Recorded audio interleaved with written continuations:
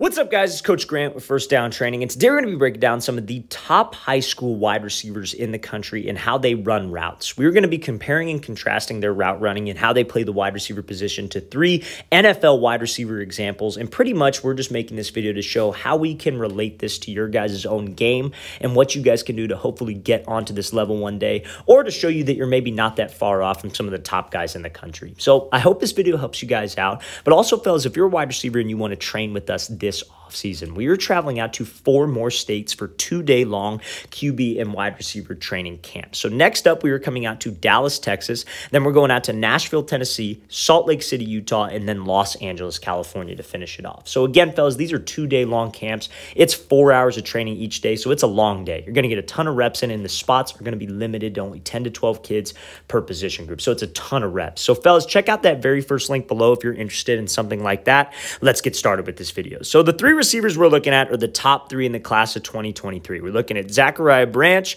committed to USC, DeAndre Moore, committed to Louisville, and then Mekhi Lemon, committed to USC. So as you can see here, fellas, these are not the biggest guys in the world, right? 5'10", 5'11", 5'11". They're not these 6'5" type guys. Yeah, you got some guys like that on this list, but what's going to separate these guys is their route running and their speed, and that's what we're going to be looking at today. So first route is going to be from Zachariah Branch. So this is him coming up into a break. So the cliche thing that a lot of wide receivers have been taught from the time that they were like 5 years old is, oh, at the break point, you want to beat the drum. But nowadays, you're starting to see wide receivers start to drop more violently into breaks. And we're going to talk about why and how you guys can do that your own game. So he's running this like kind of outside release where he's breaking on like an inside route, like a dig. This could be kind of like almost like some kind of choice option, I guess you could say. But when he's getting up into this break point, I want you to see how violent he is dropping his hips. You see how he is snapping down. He's shooting his weight down, bringing his chin to his knee.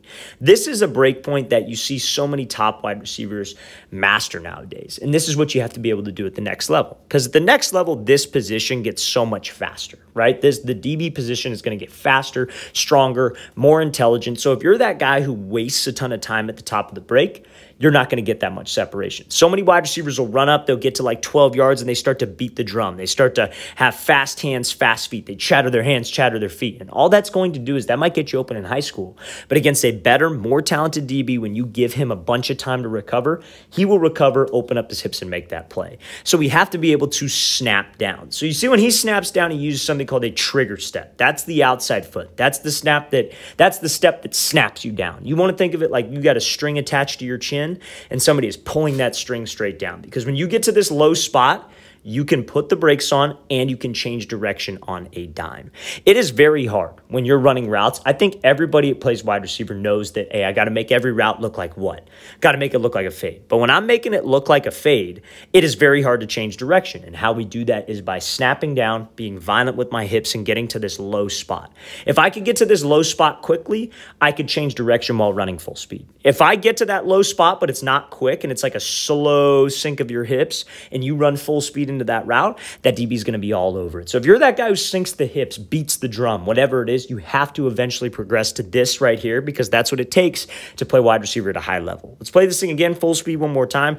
Great hip drop right there by Branch and being able to drive out of this ball. I definitely recommend you checking out his highlight tape because he's one of the most explosive wide receivers around out of Las Vegas. So now we're looking at this route here from Kadarius Toney. So I pretty much just want to compare and contrast. Like, he's a very shifty wide receiver, very explosive wide receiver, and we're going to watch him run this kind of like post out type of a break. So he breaks to the inside here, and you see the hip drop, how quick he's dropping his hips, how violent he's dropping his hips. You see this, fellas. These are some of the best DBs in the world in the NFL. How you get separation is by doing 3 things. You have to self-fade, you have to be explosive at the break point and eliminate all wasted time and wasted motion, and be able to accelerate out of the break. If you can do those 3 things perfectly, you will be able to beat a talented DB. Now, there's things that tie into it, like getting off a press, actually selling the route maybe a little bit more, pairing your routes together, all that stuff. But when it comes down to it, if you can master those 3 phases, you will be successful. So when he gets up into this break and he drops those hips, you see how violent he is. It's a drop of his butt. He's not beating the drum. He's not breaking at the post, running up here, and then at the break point, he starts chattering his hands and chattering his feet. He has a violent drop. He's bringing his chin to his knee because that's how he knows he can stop when running full speed. You have to have a great change of direction, fellas, to play college football at a high level and obviously to play in the league. And all those three wide receivers that we're going to talk about today are well on their way to doing that. Let's play this thing again, full speed one more time. Great job by Tony showcasing that violent hip drop that I think if you're a wide receiver and you want to be a recruitable guy, you need to bring that.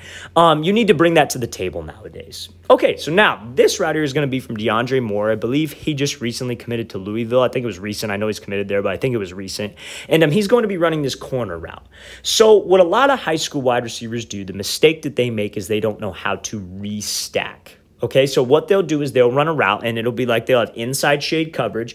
And a lot of talented wide receivers, guys who are big and fast, and again, he's not the biggest guy in the world. He's about 5'11", but I'm sure he's fast as hell, especially for a high school kid. And when you're big and fast, it's very easy to just run your routes. It's very easy to just, he's inside shade. I'm just going to go run around and be lazy with it, and, the quarterback will put it out there.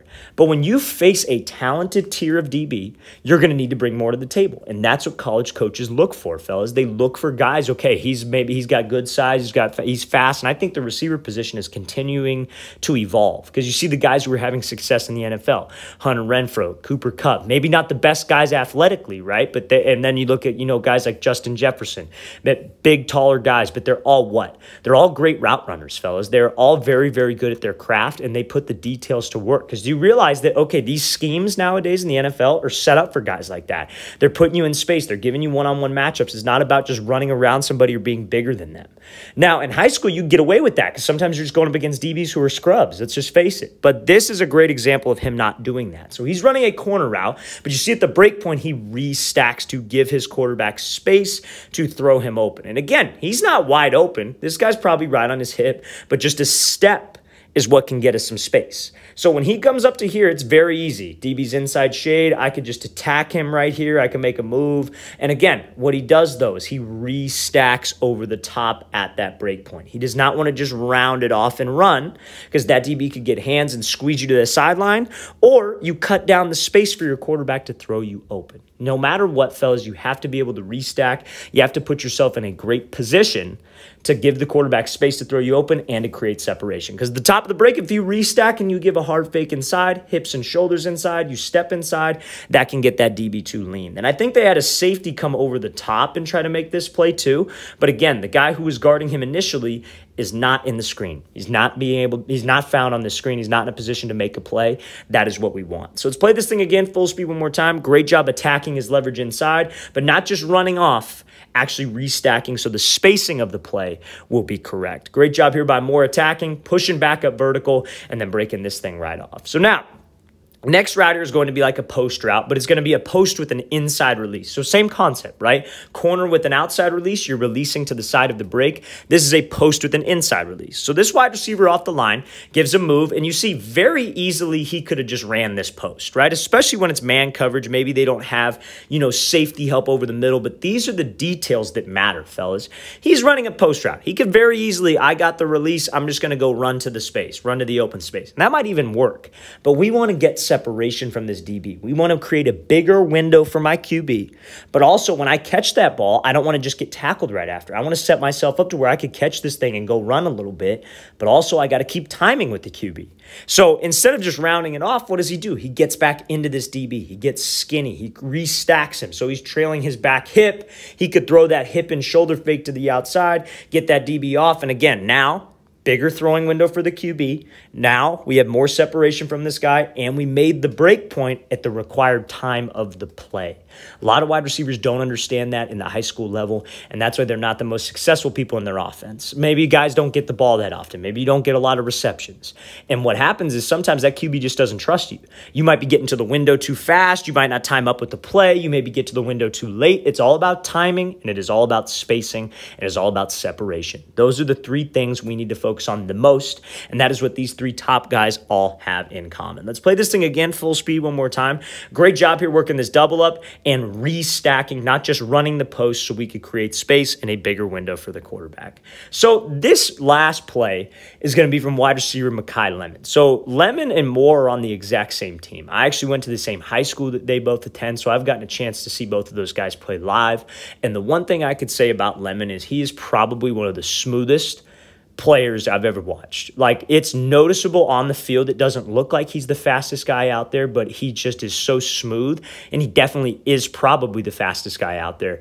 But the way he plays the game is very smooth. And you know, some people might not know, like, hey, how do I get to that? Like, how do I be a smoother wide receiver? How can I run my route smooth like that? How can I look like that? Because that's what NFL guys look like. They make it look easy. And I think that's something that you may be, you know, just naturally gifted with, where you're just a smoother player, but it's from repping it out 100 times. You know, it's from repping it out thousands of times even. Because when you consistently rep something over and over and over again, you put yourself in game realistic situations over and over and over again, you're going to get better. You're going to put yourself in positions to win.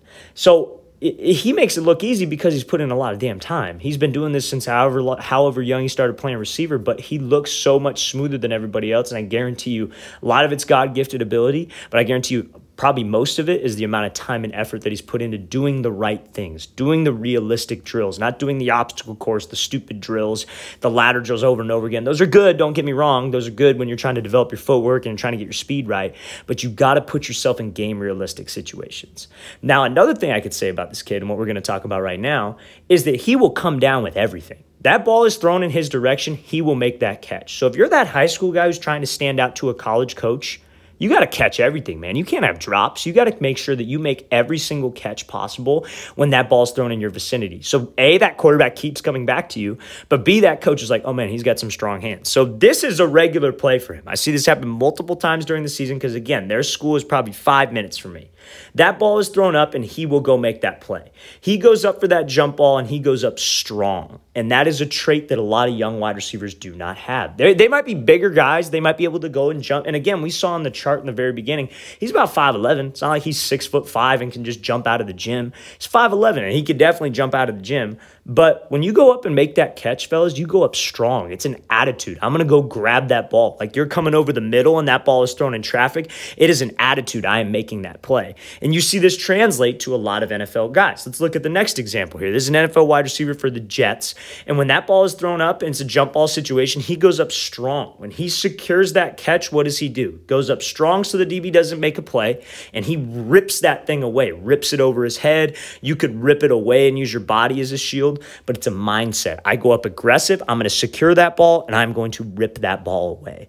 That is the mindset that we have to get into when we're playing the wide receiver position, and that is what coaches look for. They look for guys who are going to catch that ball no matter where it is thrown, and how are you guys going to make those plays downfield? How can you make those plays that are going to make you stand out? Because I guarantee you all three of these wide receivers, they have these types of offers, not because of 7-on-7, not because of camps, because they're just flat-out ballers and they can play. They can run explosive routes, they can make explosive plays downfield, and they make the tough catches, fellas. That is what we want to show on tape. All right, guys, I really want to thank you for watching. I really appreciate it. If you guys have any questions at all, don't hesitate to leave those in the comment section below. We always appreciate the feedback. It's always great to hear from you guys as usual. And again, fellas, if you'd like to come out and get some work in with us this offseason, we are traveling out to Dallas, Texas, Nashville, Tennessee, Salt Lake City, Utah, and Los Angeles, California. So check out that very first link in the description below, you guys. I'll see you next time.